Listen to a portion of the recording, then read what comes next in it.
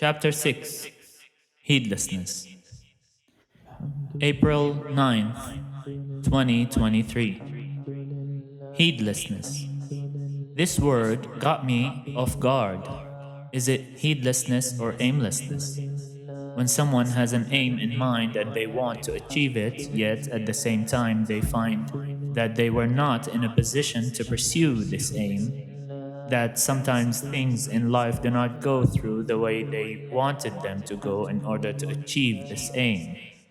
Yet I quarrel with the idea of this objective I want to reach. I have been studying for quite some time, trying to find correlations between us and them, between the West and our homeland, between the US and other parts of the world. It is true that I came to study in order to finish studying. I told my therapist multiple times that I'm here trying to acquire a certificate because in our society it is necessary to have a certificate. Education has become somewhat of a journey, one which I'm taking out of being compelled by society rather than a journey I want to take. Do not get me wrong, I think I'm benefiting from my studies, but it is as God said, you might hate something, but it would have some good in it for you. Are we then supposed to identify this good in our life and try to reach it?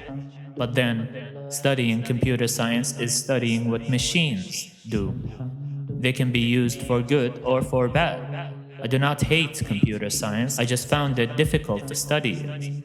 Maybe because of the restrictions that Colombia has on the use of external sources. The plagiarism rules seem to be very strict and very limiting. We are not supposed to consult YouTube, where people share their insights and ways to solve equations that are difficult to grasp in a lecture environment. What if I just do not like the teaching method they are using? But then again, what if I do not know what type of teaching method I like? Or if I have tried some teaching methods and they seem to make it harder rather than easier, to heed someone's advice is weird for me. Maybe I'm alone in this after all. Some people listen to other people's opinions about them and take their advice when they advise them. However, when I hear advice, I sometimes end up thinking that I know better than the one giving me advice, at least about my own situation. They tell us to participate in work groups, but I do not like making new friends. I actually think that I will leave this place and return home when I'm finished with my studies. Therefore, I find it very pointless to make new friends. If I will not meet most of them after I'm done with studies.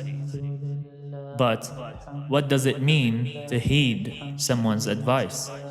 Is it to take it at face value or to know exactly what it means yet disregard it? April 9th, 2023. I'm having weird feelings that some knowledge should not be shared.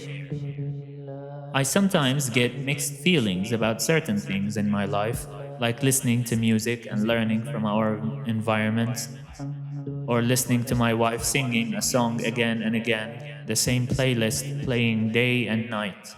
Then a weird feeling saying, "Do you find that irritating?" I do not know specifically how feelings work. I'm not a genius. I did not take neuroscience or have knowledge that is unknown to other human beings. Yet, when reading about the notion of feelings in books like Adam Smith, he says that human feelings are merely generated from seeing another person either feel joy or suffering.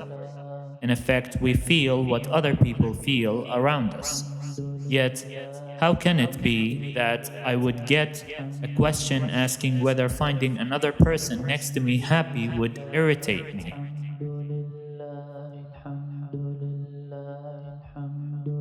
This quarrel of feelings and thoughts, as well as the morality of the answer said within. If I find a person singing to be irritating internally, then what kind of action would be taken on my part? Sometimes I do not like to voice out my thoughts, not even tell someone to keep it quiet. In fact, I do not like to impose on people's freedom. It is said that our freedom ends when another person's freedom begins. I'm not sure who said that. What is it also about taking moral judgments when writing? If people were more mindful about what kind of writing they spread, whether online or in their daily tasks, wouldn't that be a better world to live in? All knowledge is from God, yet feelings and thoughts are only felt and experienced by the person experiencing them, or the person upon whom they are being given. In essence, I think a thought might not happen to two people at once. Sharing knowledge is sharing thoughts and ideas. But what if some knowledge is supposed to be kept? How can we know?